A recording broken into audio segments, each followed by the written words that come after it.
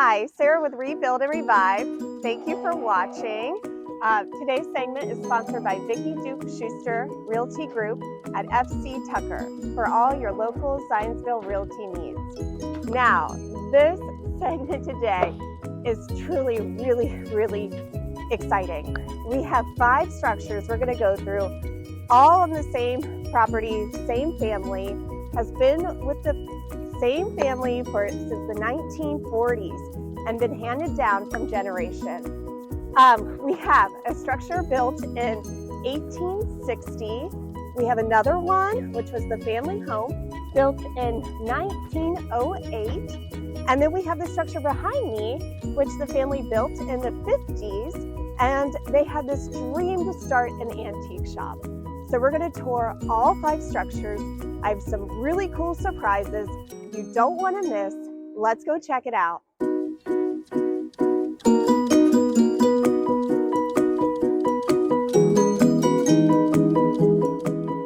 morning. Hi, David. How are you? Good morning. Welcome to Brown Antiques. I was saying what an incredible place you have Thank here. you. And Thank you. this was originally your parents' shop. Yeah, Marshall and Mary Jane, my parents, started this shop in 1945. Wow. And it was, you were saying it was their dream to start an antique shop. It was my father's dream to start an antique shop in his backyard. And your mom supported this dream? Evidently. Or she put up with it. But she had moved from New Jersey, it was a 19-year-old, my mother did, to work at the Methodist Hospital. Wow. And which was a pretty big deal for a 19-year-old in 1935. Yes. I met my dad who was working there. Oh, what was your dad doing? He was working in administrative and at the Methodist Hospital, so they met each other in late 30s, and the rest is history. Wow. Yeah. So they bought the house. Right when they were getting married in 1940, they bought this house that year, and the only place they ever lived their entire married life. 5 years later, they started this antique shop. 5 years later, they built this little building here, and the rest is history. Wow. My dad was working for Allison's at the time, and after about 3 or 4 years, he quit his job at Allison's, and this is all he did the rest of his life. Wow. And then they supported their family on this little mom and pop business, and I've done the same. Yeah, and you grew up with this in the backyard. I did. Your life. This is what you know. And when did you start working at the shop? Well, after about 2 or 3 years after I got out of high school, I didn't have anything going, so I decided I'd do this until I figured out what I'd do with the rest of my life. And here I am. That's incredible. All right, so will you show us around? Well, I'd love to. We're a consignment shop, so people bring me all sorts of fun things all the time. I mean, every day somebody brings something in, that big or little, and we put it out here and sell it for them. So it's been a really unique way of doing business. You never know who's going to come in at any minute. Wow, awesome. So anyway, we have anything from fine antiques from the 1800s to things that go back just to the 1960s. We're basically from 1800 to the 1960s, and mid-century, and just kind of neat old vintage things is really what people want the most now. We used to only sell things from the period antiques from the 1800s, but now, especially young people, young ladies are my best customers by far, and they just like to come in and find some accents for their house. Yes, something unique. We're kind of getting away from the big box stores. Exactly. So that's really been the most encouraging thing for the last 3 to 5 years, is how young people they're probably watching a lot of the great fixer-upper shows on TV and getting some inspiration from that. Right. And putting some charm and character into their homes. And you also focus on light fixtures as well. We are a lamp shop as well. We do lamp repair. I have somebody that comes in every day and does lamp repair, from a simple socket or a plug to a complete rewiring of chandeliers. Any kind of basically antique or vintage lamps we work on. So that's the big part of our business. And as I'll show you along the way here, we also have the largest selection of new replacement lampshades of any store in Greater Indianapolis. We have hundreds of new lampshades for either traditional or contemporary lamps. Wow. And people come from all over the state of Indiana for our lampshades. That's incredible. And how did you learn to repair the lamps? Well, I have somebody that comes in to actually do it for me. My dad used to do it in the day, but I don't do the repairs now. But I do have an old friend of mine who joined me in the business about 15 years ago, and he comes in every day, and he'll be here later on today and doing lamp repairs. That's incredible. It is. It's enjoyable. Right. Yeah. David, you have 5 buildings on this property, and I'm just seeing this beautiful garden that you have. Did you do this? This is gorgeous. I maintain every square inch of it currently. My father, though, created the entire garden from scratch. It was nothing here but a grassy backyard, nothing. Wow. And he wanted to make it look like an English garden, which I think he did. It's beautiful. With the various levels he Yeah. created. And also in another month or so, you'll see an array of perennials of all kinds that come up throughout the whole garden. People have been coming here just to see the garden. Many of my customers just come out once or twice a summer just to see the garden. Very peaceful out here. My dad never would have thought I could do this, but because I was never much interested in it when I was younger. But I love it now, and I thoroughly enjoy taking care of it. He was a creator. I'm more of a maintainer. But that takes to each his work own. and skill too to maintain something this long. It will be this whole area here in front of the fountain, along in front of the bird feeder, will all be an array of color here within the next 2 to 3 weeks. Wow. I love how the ivy is growing on the building for the antique shop. Very beautiful. And then down the hill, he created a little English wall many years ago that looks like you see in the English countryside. Oh yeah, your father built that? Yep, all throughout England you see those everywhere. Yeah. Would you like to go up and see Aunt Lily's attic? Yes, all right. See Aunt Lily's attic. This has always been kind of our bargain attic, and my father created this space up here in memory of his aunt, who he went to visit when he was a young boy in Indianapolis. And he used to go rummage through his aunt's attic and barns and look at antiques she had stored. And that gave him his first passion for antiques. Wow. Aunt Lillian's attic, and here's even some pictures of her back in the early 1900s. So up here, it's just a kind of a rough space with all sorts of fun things that anywhere from chairs to vinyl records to mid-century things, just fun things little things that people like to decorate with and to remember the old days from. But we try to carry things up here and in our shop that not just for looks, but for people to accent their house. Everything from political buttons to that, yes. A lot of pretty old things in the shop. Probably the oldest things I have in my shop are from around 1800. Oh, wow. And the newer things are probably from around 1970. Okay. So we got a pretty good variety of things for people to look at. Yes. The things from the 1960s are probably the most popular right now, 1940s through the 1960s. Interesting. So we try to carry a lot of those type items. That's what really is in vogue right now.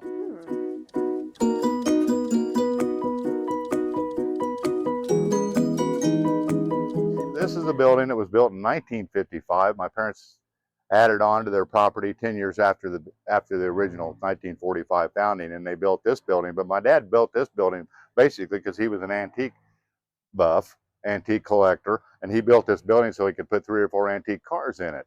And then it morphed into more antiques, both upstairs and down over the years. But this was actually built for a garage for antique cars. Wow. And you still have something really one car special. left. Wow. So we still have one car, a 1913 Model T, 112 years old. It still runs. We've had it in the Zionsville Fall Festival Parade probably 40 times. It's incredible, and it's incredible that's just right here in your garage. Right. And it still runs. And it still runs. Wow. So, did your father buy this car? Yeah, he actually bought it restored just like this in the early 1960s.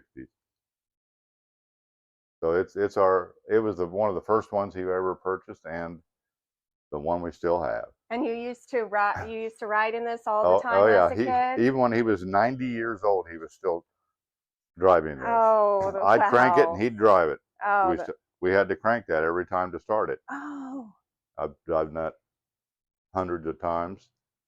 The lower floor of this building, we have some of our nicer antiques that are mostly from the 1800s. Everything from a beautiful French cupboard in the yes. front that was purchased in France outside of Paris in the 1970s, I was told by the people that consigned it to me. That is a gorgeous piece. If I To had a this, place for that. to this beautiful American slant top desk here in the front, and nicer antiques that I still like to have because we're an antique shop, Yes. and we still like to show the quality of the early things as well. These are beautiful pieces. And how do you find most of your pieces? Well, we used to run all over the countryside and go to other little shops and look for antiques, but now people come to me and they bring things that they've inherited for the most part, is how I'm getting most of my things today. People's parents who have passed away or are downsizing, they're looking for a place to find a good home for stuff, because a lot of people are inheriting things now and they don't want to see it misused or thrown out or taken to Goodwill, and they're hoping to find a nice home for it. And I guarantee people that bring stuff in, I will find a good home for their parents' cherished items, and that really makes them happy, and it makes them feel good knowing that things that their parents had for many years will be cherished, will be cared for, and some family. young family will get to enjoy and cherish them as well. Yeah, that's important because so many people just put things in the basement and they just sit there. And these pieces are just so beautiful. They really should be enjoyed. Right.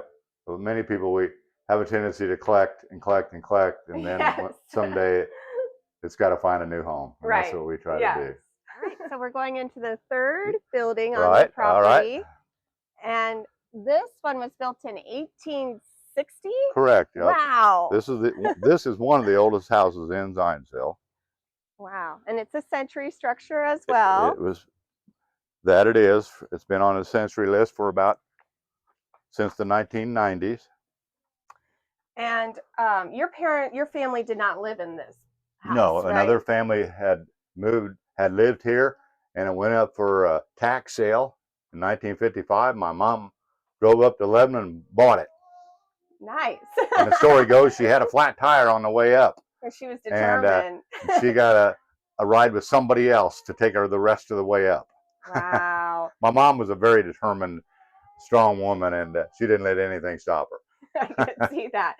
So your family expanded their antique shop at that time? They expanded into this lot. Mm-hmm. This is 460 West Linden, and the other property is 315 North 5th Street. So yeah, they started in here, and it's starting off, this was an antique, additional antiques, and then over the next few years we morphed into gifts. We used to have a lot of home gifts and accessories in here for many years. Most people that have been with us, shopping us for a long time, will remember this is a gift shop for many years. And then we morphed into the lampshades. Yeah. Over the years, we've been selling lampshades in here since the 60s or 70s. And you said you're the largest? We are the largest dealer of new replacement lampshades of any store in greater Indianapolis. There is no one that has more lampshades, traditional and contemporary shades, in the whole state of Indiana, or certainly the central Indiana, and I've been told the whole state. You have some really unique lamps. One of the things that we do now, we restore vintage lamps, like the one you were just pointing out there. We take old lamps and restore them, rewire them, etc. Mm-hmm. We have found out that the new lamps are either really poorly made and very bad quality, or they're extremely expensive.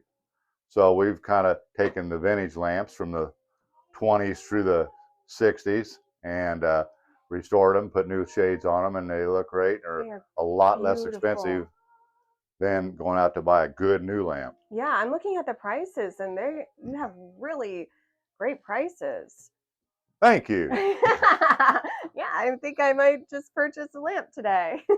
So we get people walk in the door every day that need a lampshade, and they find us mostly online anymore, which is really great. Yes. Used to be we had to advertise a lot to get people here, but now with Google, people Google antiques or they Google lampshades, lamp repair, and a lot easier. It was actually an old woodshed tool shed for the people that lived in the white cottage here for many, many years. So this is the original building. My dad put the shingles on it to make it look older, and everything you see inside of it that looks old, he built to make it look old. He liked to make things look antique, ancient, old from day one. So Wow. that was his specialty. He put a lot of work into this. Even the door. Yep. Looks. Everything you see that is unique and interesting, he did. So what is everything in this building are items that we've just held on to over the years just to create a museum in here, which people can walk up here and look at it at any time. It's open every day with the shop, and I especially am a big presidential historian and also especially a Abraham Lincoln historian. So I got a lot of artifacts, books, memorabilia of Lincoln and U.S. presidents in here, as well as just interesting things that people will never see anywhere else. Wow, this is a treasure trove for sure. And you said that where is this photo from? You were telling me about this the photo right there is in front of the Zionsville Public Library. It was when approximately 1920. That was all the students that went to Zionsville High School, and we carry it. There's several other interesting things there of Zionsville as well. People can look at if they come in to check out the museum. You would never know that this used to be a shed right, with the windows, yeah, right. And yeah, you put a lot of work into this. It's a little bit messy right now. I'm in the process of restoring it, but actually it kind of looks kind of interesting, messy. It does. Here is the most talked about, asked about item, and this is obviously doesn't go with the rest of the building, but this item is from 1953 Hoosier basketball. Of course. And yes, Indiana. And this was the last year that Zionsville ever won the regional, and also this was the year before Milan won the state championship, and they're on this as well, Little Milan. But this is the most looked about thing in this whole room. Wow. And what is this right here? This is actually a centennial redcoat in commemorating the Revolutionary War, and it's probably from, my father had said it was probably made in 1876 when they were doing the 100th anniversary of Wow, and you just have this here. Yeah. It's incredible. A neat old wall clock that everybody used to have. I'm going to hang this up, or a wall phone, excuse me. Yes, yes. From the early 1900s, which is really unique. That is. We went through, I just did a home tour that had a wall phone. It's really cool. This is an old desk here that was from is a shaker desk from the early 1800s. The Shakers were a well-known maker of furniture, a religious sect from the early 1800s. I have that. Here's probably one of the most interesting things in here. This is a Zionsville Times from 1874. Wow. That's probably probably is the most interesting item in this. Yeah, that is 1874. Wow. Is this something that your parents just saved? Yep. Wow. Someday I'll have to probably give that to the museum. Yes. This is your home, your childhood home where you grew up. Yes. Yeah.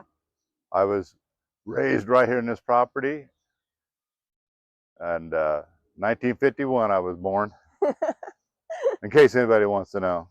But it was always interesting because my entire life we've had an antique shop in our backyard. So I really couldn't play in the yard. My dad wanted to have flowers, so we couldn't play in the yard. So I had to go to neighbors' yards to play. But anyway. And this was built in 1908. It was built in 08, and they were about the second or third owners of it, and they lived here for 64 years. Wow. Till they passed away. The only place they ever lived during their married life. That's amazing. It's still in the family. Yeah. Yeah, I can't wait to see inside.